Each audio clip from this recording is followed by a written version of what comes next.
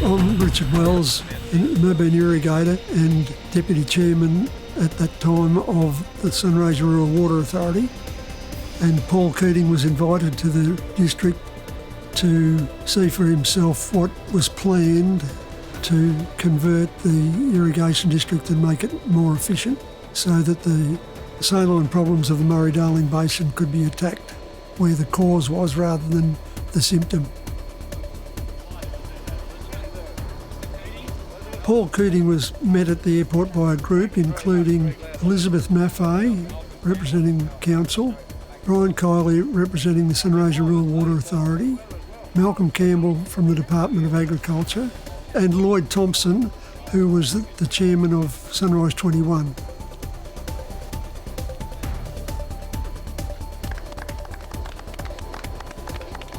The Prime Minister was a popular guest on this occasion because everybody was hopeful for a significant outcome.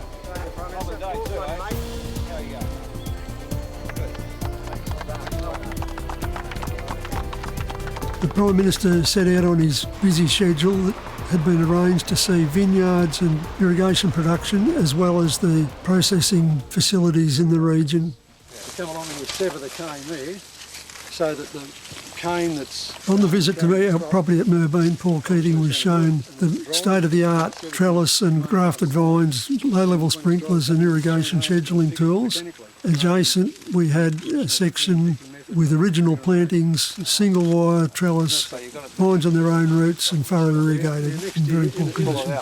Yeah, pull this out and then in the winter we come along and roll some new canes down for the next crop. We offered the Prime Minister some of our product, dried fruit, and also some table grapes he had an opportunity to sample. These are the ones which, but they're the ones who were rack dried. So they get a bit sticky, a bit more.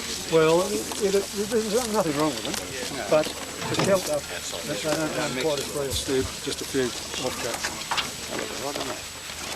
On the day we set up a display to show some of the requirements that would be put in place to adopt the new irrigation practices which ultimately would cater for drip irrigation.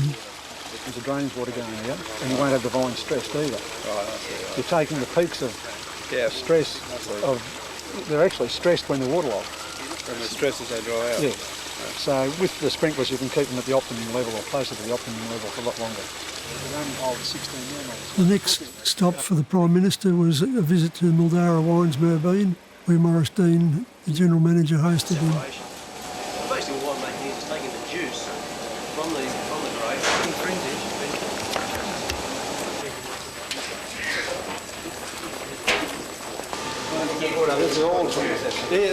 This part is about 40 years old. Just where you make The Prime Minister enjoyed the view of the Murray floodplain at the back of the Mildura winery at Murray. On the ground, and it runs back into the river. That's the problem. And it goes down to South Australia. Well, this scheme that we announced in the white paper is going to fund. That's right. Divert this. That's right. And obviously we need land and water for the progress of the wine industry and. Of course, when you start irrigating, that creates salinity problems. So. Here, Morris Dean is showing the Prime Minister the recently renovated bottling hall with huge capacity.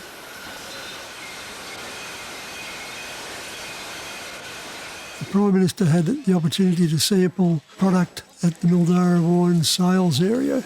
That's why we've got 6 or 7% decline in sales, especially with the company the size we are at the moment. And also you've got all the different export markets, all the different labelling requirements, it gets rather complicated as far as... So is there one particular... Innovative ideas?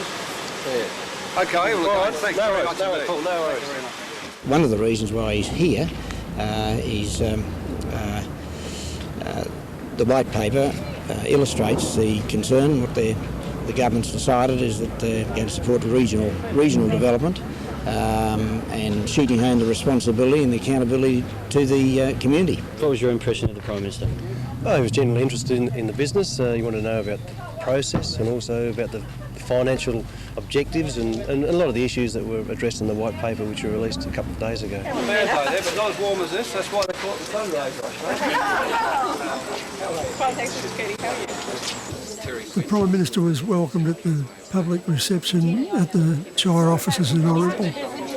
This is the first time that a Prime Minister has visited our area, with this being his specific destination, and the first irrigation area in Australia. Everyone here today has a total commitment to our region. We welcome the commitment from the Federal Government, as stipulated in the White Paper on Employment and Growth, to fund programs which will lead to greater productivity, long-term sustainable land use and environmental benefits. I've had a most enjoyable morning. And one knows about areas like the Sunraysia. You learn about them at school, or I did, where I went to school, and the great irrigation areas of Australia, because they are and were so much part of the ethos of rural Australia, particularly in the post-war years. And in the case of Mildura, Mildura was even moving as an irrigation area, before the nation federated. I thank the Shire President for hosting this lunch and for the opportunity to look around the region and see what is capable of being done. I hope that with the working nation statement, the more generic things on regional development and the specific thing here in the Sunraysia on this scheme of works for salinity control, we can just move the agenda, that commercial, community and environmental agenda, just on that much further, so that Australia is going to be a stronger and better place, and the regions of Australia will have a greater role. Prime Minister, on behalf of the youth of Sunraysia, I welcome your white paper. Over 100 years ago, the Chaffey brothers released the Red Book, which led to jobs and development in Sunraysia. I hope this week's white paper will do the same. The Prime Minister was encouraged to come and see for himself after John Kerrin, the Federal Minister for Agriculture's earlier visit, and ultimately we were successful in being granted $10.4 million as seed money for the first stage of the Sunrise 21 program.